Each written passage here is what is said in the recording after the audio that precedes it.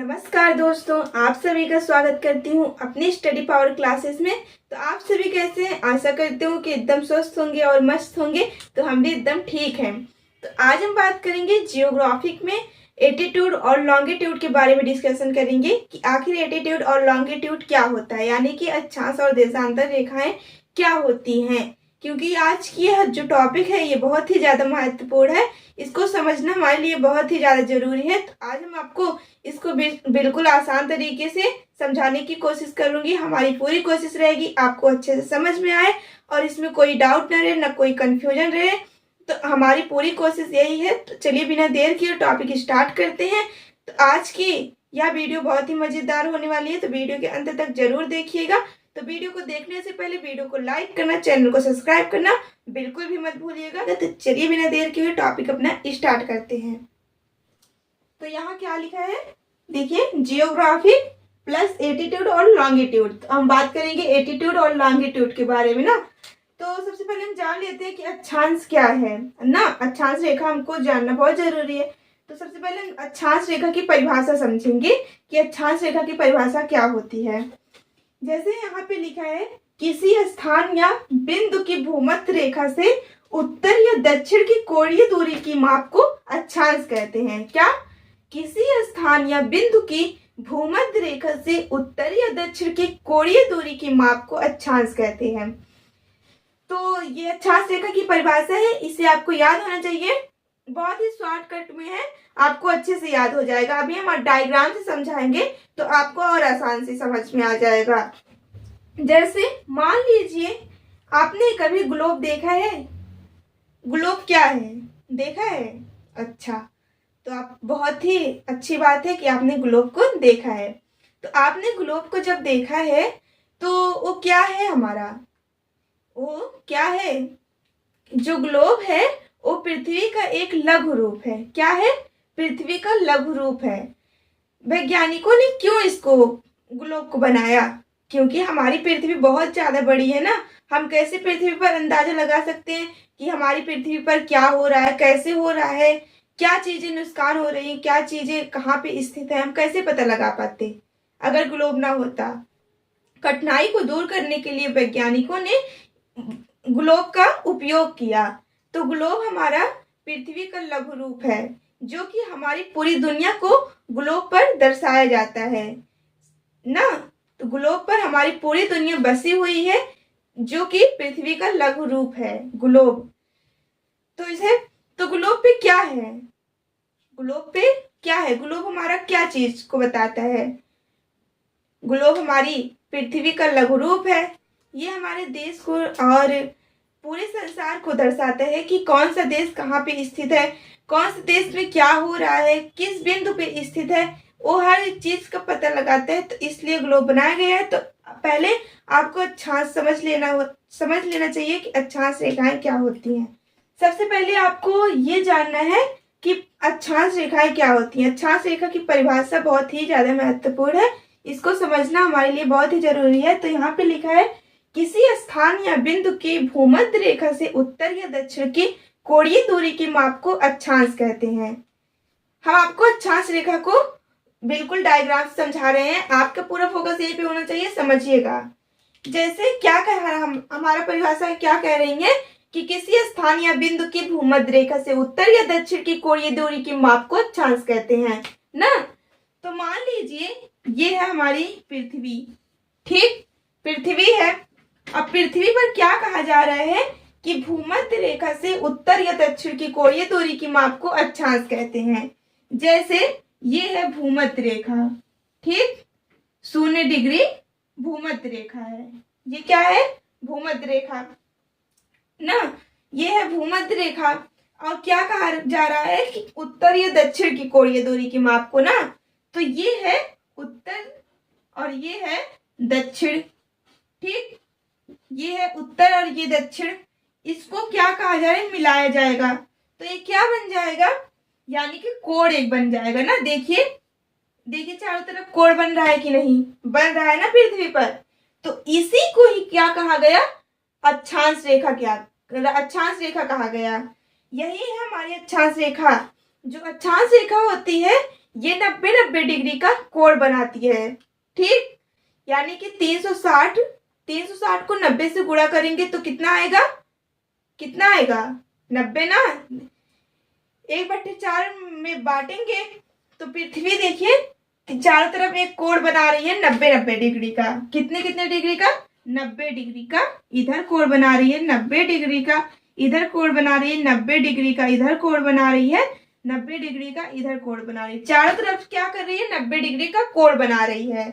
तो यही है हमारी अक्षांश रेखा। अक्षांश तो समझ लिया हमने, कैसे हम इसको मिटाते हैं तो बताते हैं आपको।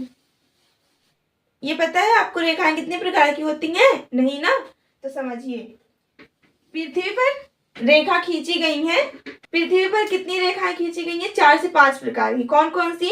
सबसे पहले विषुवत रेखा, कर्क रेखा, मकर रेखा, आर्कटिक रेखा, अंटार्कटिक रेखा। ठीक, 5 प्रकार की हो गई ना। देखिए, सबसे पहले 0 डिग्री अक्षांश को क्या कहते हैं? भूमध्य रेखा कहते हैं, भूमध्य रेखा। ठीक, 0 डिग्री अक्षांश को क्या कहते हैं?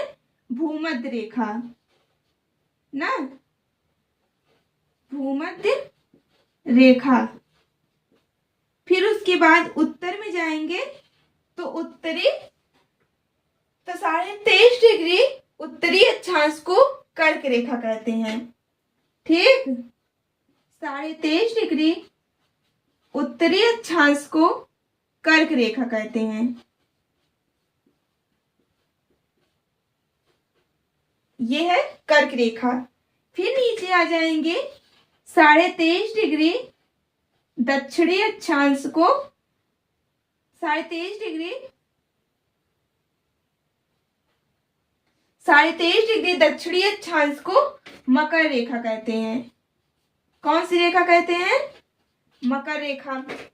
फिर ऊपर जाएंगे उत्तर में, यहाँ पे 66.5 डिग्री उत्तरी अक्षांश को क्या कहते हैं? आर्कटिक रेखा, आर्कटिक रेखा। फिर यहाँ ध्रुव आ जाता है। ठीक, फिर नीचे आएंगे दक्षिण में 66.5 डिग्री दक्षिणी अक्षांश को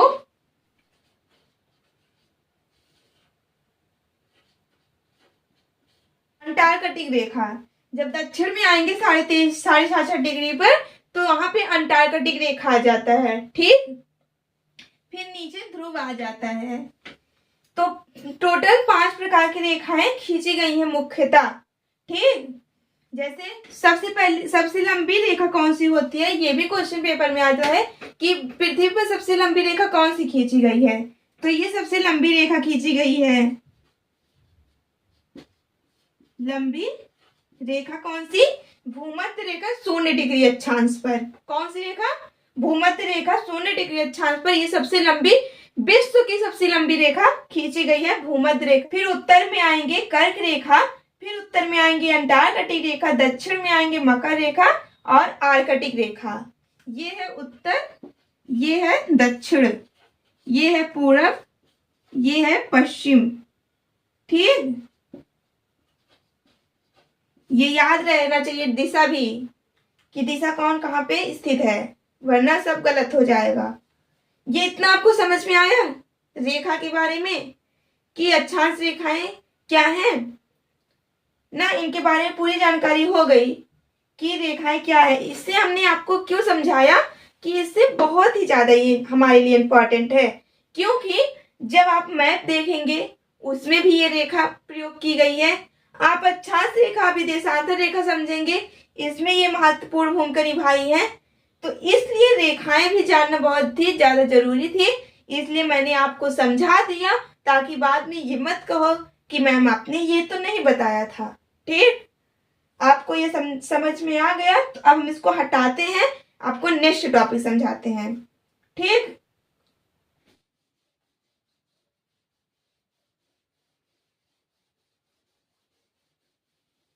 अब फिर से देखते हैं, अब अक्षांश रेखा को देखते हैं। तो आपको इतना समझ में आ गया। अब दूसरा नेक्स्ट टॉपिक समझते हैं, जैसे कि सबसे मेन पॉइंट कि अक्षांश को किस में हमेशा मापा जाता है? अक्षांश को हमेशा अंश में मापा जाता है। किसमें? अंश में। चाहे जब भी अक्षांश को मापिएगा हमेशा अंश में ही मापा जाता है, क्योंकि ये भी क्वेश्चन बना है कि अक्षांश को हमेशा किस में मापा जाता है? तो अंश में मापा जाता है। ठीक, अब फिर से देखते हैं, अक्षांश रेखा पूरा समझते हैं क्या है। ये है पृथ्वी। ठीक, क्या है? पृथ्वी। देखिए ये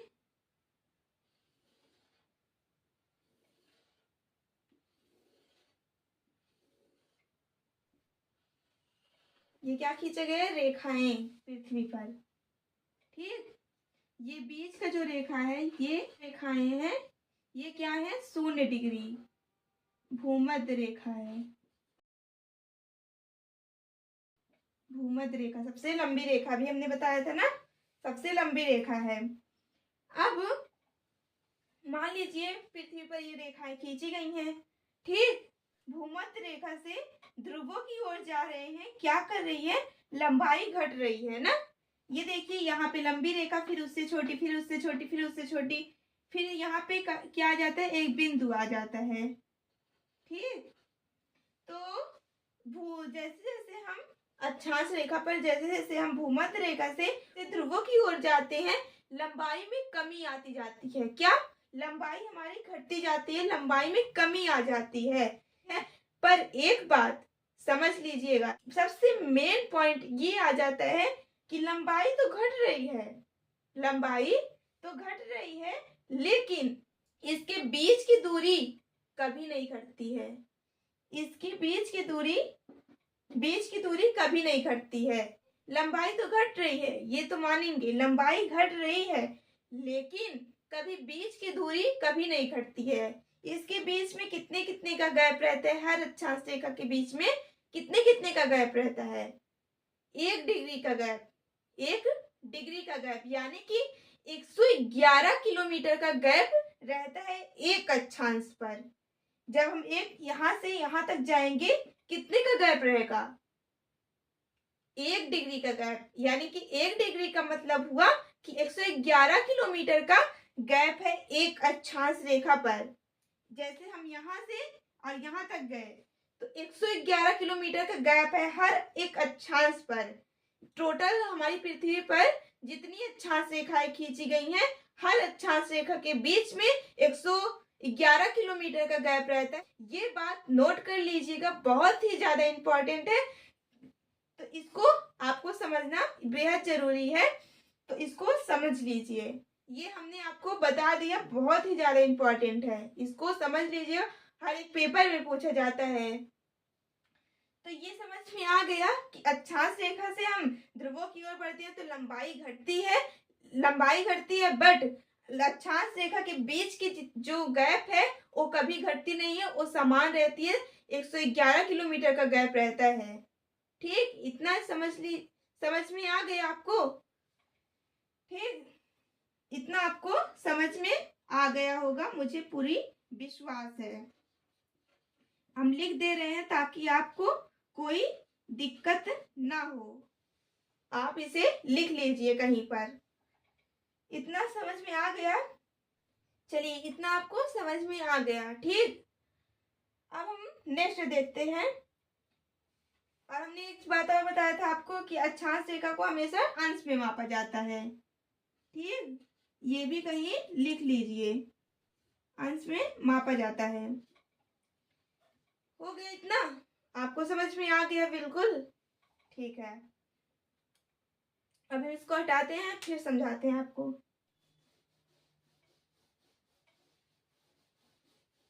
अब एक चीज हम और आपको समझा देते हैं। जैसे हमने आपको बताया था कि अक्षांश रेखाएं हमारी हमेशा अक्षांश रेखाएं हमारी पृथ्वी पर क्या चीज का निर्धारण करती हैं? बताइए, क्या चीज का निर्धारण करती हैं? हमेशा हमारी अक्षांश रेखाएं स्थिति और जलवायु का पता करती हैं। क्या चीज? स्थिति और जलवायु का निर्धारण करती हैं। कैसे? जैसे मान लीजिए पृथ्वी है, ठीक, विषुवत रेखा, कर्क रेखा, मकर रेखा, अंटार्कटिक रेखा, आर्कटिक रेखा खींची गई है। ठीक, अब इसी में क्या खींची गई है, देशांतर रेखा भी ऐसे खींची जाती हैं। ठीक, ऐसे सारे बिंदु जाकर सारी रेखाएं एक बिंदु पर मिल जाती हैं। ठीक, देशांतर रेखा खींची गई है।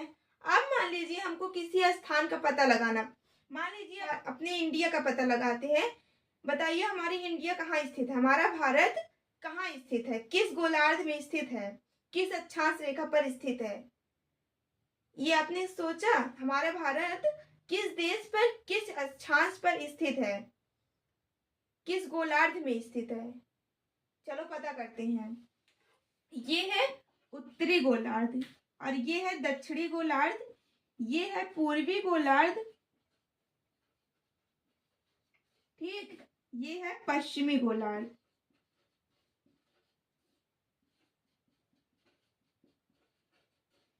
ठीक, ये है उत्तरी गोलार्ध, दक्षिणी गोलार्ध, पश्चिमी गोलार्ध, पूर्वी गोलार्ध। अब मान लीजिए हमारी पृथ्वी किस रेखा पर स्थित है, किस रेखा पर स्थित है हमारी पृथ्वी, कर्क रेखा पर ना। हमारा भारत किस अक्षांश पर स्थित है, किस रेखा पर, तो कर्क रेखा पर स्थित है ना। तो कर्क रेखा पर ही स्थित है, जो कि 8 राज्य से गुजरती है ना। ये आपने पढ़ा होगा कि हमारा भारत 8 राज्य से गुजरता है ना कर्क रेखा पर। तो कर्क रेखा पर स्थित है। ठीक, यहीं पे तो स्थित है।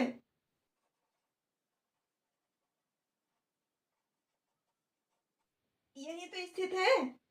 ये मैप हमने बनाया बट ज्यादा अच्छा नहीं बनाया, बस हम आपको समझाने के लिए यहाँ पे बना दिया है, समझिएगा। यही तो हमारा भारत स्थित है, कर्क रेखा पर। यही से तो गुजरता है 8 राज्य से ना, कर्क रेखा से गुजरता है हमारा भारत 8 राज्य से। तो यहीं पे तो स्थित है। तो हम क्या कहेंगे, हमारा भारत किस रेखा पर स्थित है, तो कर्क रेखा पर स्थित है। ये बात पता चल गई। अब पूछा जाएगा किस गोलार्ध में स्थित है, ये भी तो क्वेश्चन बनेगा, किस गोलार्ध में स्थित है।